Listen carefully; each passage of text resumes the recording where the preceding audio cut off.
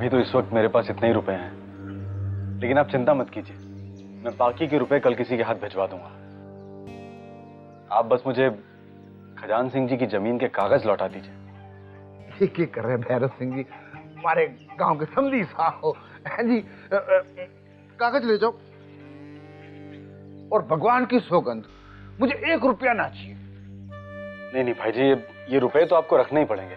देखिए, हर सौदे का एक उसूल होता है, और हमारा भी तो लेन देन का ही कारोबार है, नुकसान किसी का नहीं होना चाहिए। बस एक विनती है आपसे कि खजान सिंह जी की जमीन मैंने आपसे छुड़वाई है, ये बात किसी को पता ना चले, और खजान सिंह जी को तो बिल्कुल नहीं पता चलनी चाहिए। आप निश्चिंत होके जाओ जी, किसी को कानो कान खबर नहीं पड़ेगी, और मैं अपनी जुबान बंद रखूंगा जी। बड़ी मेहरबानी आपकी। अजी मेहरबानी खाएगी जी, मेहरबानी तो था की है जी। और मैं तो ईश्वर से प्रार्थना करूं कि हर छोरी के बाप को आपके जैसा समधी मिले। हाँ, ये लो जी।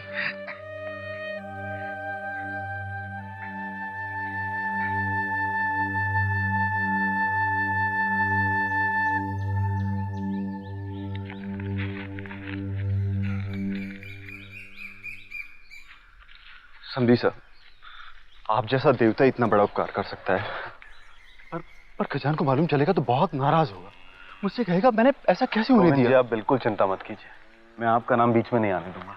और ये कागज मैं अपने साथ लेकर जाऊंगा, फिर गौने के बाद उन्हें दे दूंगा। बहुत दयालु और महान है समझी साहब, मुझे समझ में नहीं आ रहा मैं कैसे आपका। गोविंद जी देखिए, जरूरत पड़ने पर अपनों के काम आना हम सबका धर्म है, और ऐसा करके कोई देवता या महान नहीं बन जाता है। अब चलिए, सब लोग हमारा इंतजार कर रहे होंगे, आइए।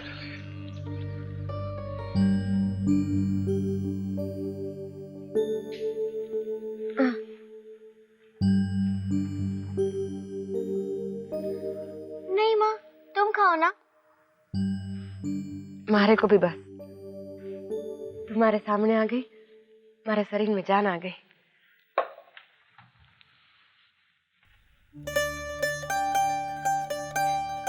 कैसे थारे घर में सब ठीक है।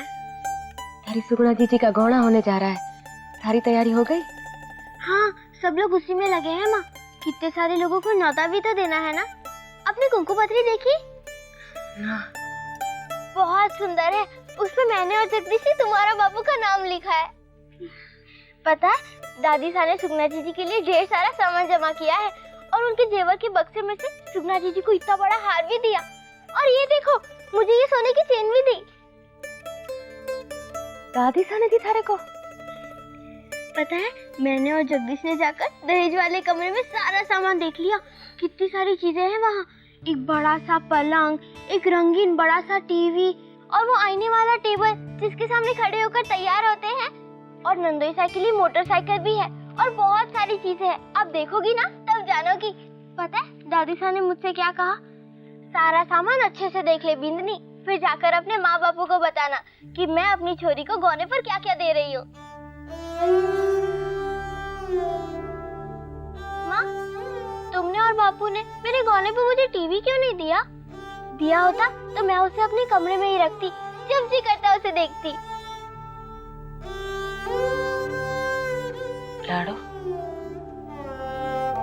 तारे सासरे वालों से तारे माँ बापू की कोई बराबरी ना है।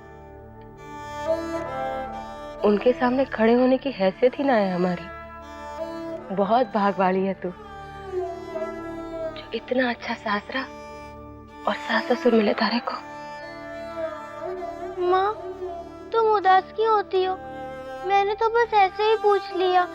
टीवी नहीं तो क्या, आपने मुझे कितनी सारी अच्छी अच्छी चीजें दी। और हमारे घर तो एक टीवी है ना, वहाँ मुझे देखने से कोई थोड़ी ना मना करता है। तुम रो मत ना माँ, मुझे अच्छा नहीं लगता।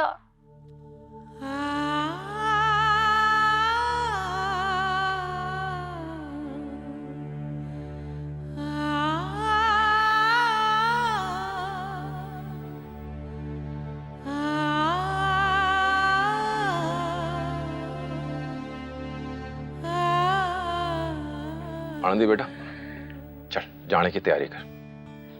थारे बापू और सासू माँ को वापस जाकर भी बहुत सारा काम करना है ना।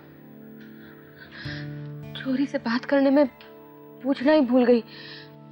समधी जी और समधन सा ने ठीक से खाया पिया? कृष्णा भाभी सा ने सब संभाल लिया, चाय नाश्ता हो गया है। तू बस छोरी से विदा ले ले। समधी सा तैयार खड़े हैं जाने के लिए।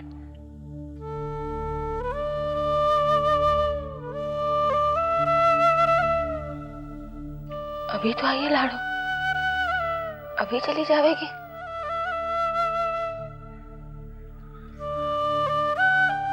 भागो, ज्यादा टाइम ना लगा, देर हो रही है।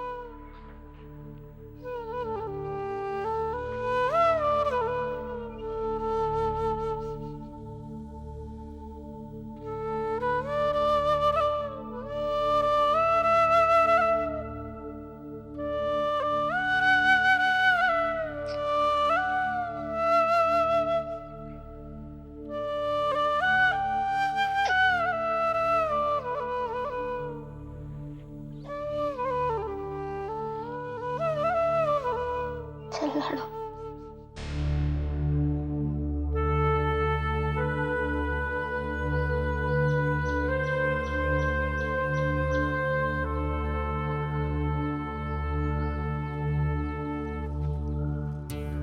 जा लाडो, मारी चिंता ना करना।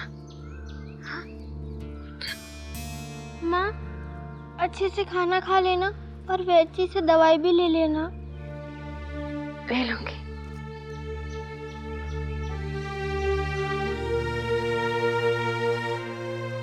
तू नहीं जानती लाडो,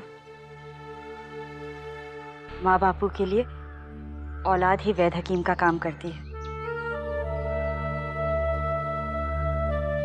सारी बीमारी अपने कलेजे के टुकड़े को देखकर दूर हो जाती है। हम जब आए तब आप कितनी कमजोर लग रही थी, और अब देखिए। माँ, बापू, दादी सा ने कहा है सुगना जीजी के गोने से 2 दिन पहले ही आ जाना, काम काज में हाथ बटाने के लिए। आओगे ना?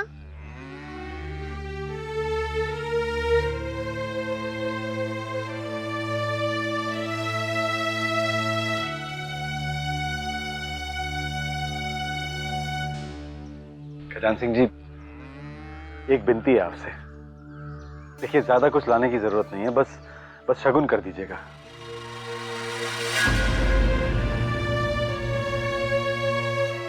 हमारी बेटी को आपके आशीर्वाद के अलावा और कुछ नहीं चाहिए।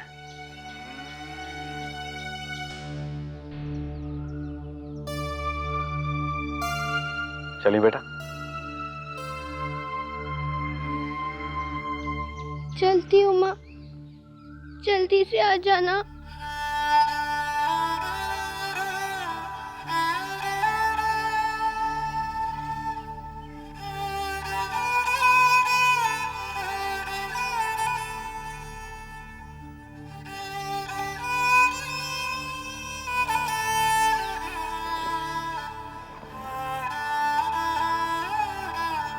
जा, जा।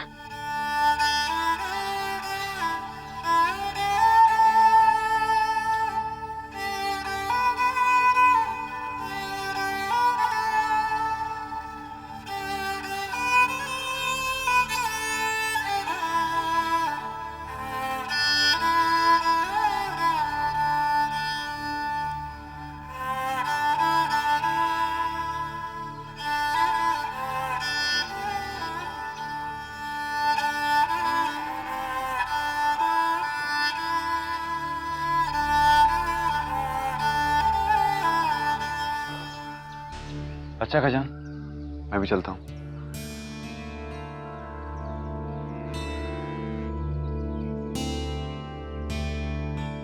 सुना आपने के बोल गए समधी सा, कुछ भी लाने की जरूरत ना है।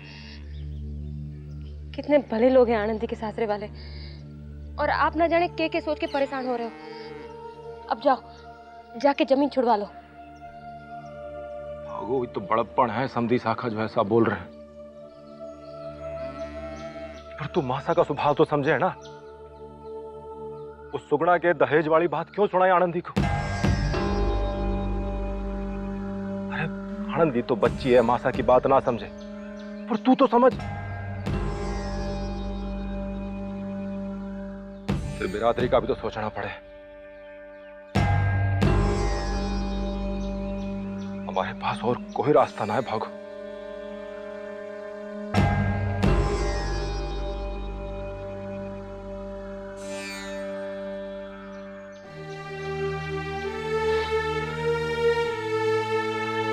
बस ये गौड़ा निपट जाने दे, कैसे भी करके मैं जमीन छुड़वा लूंगा।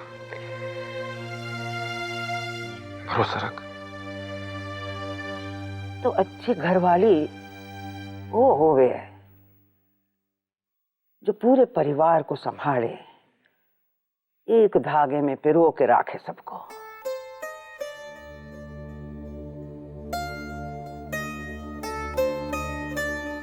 अब पीहर में तो बींदड़ी के अब गुड़ छुप भी जावे हैं सुगना, पर सासरे में जरा सी भी भूल हो जावे ना तो बींदड़ी की 7 पीढ़ियों को कोसने बैठ जावे लोग, समझी?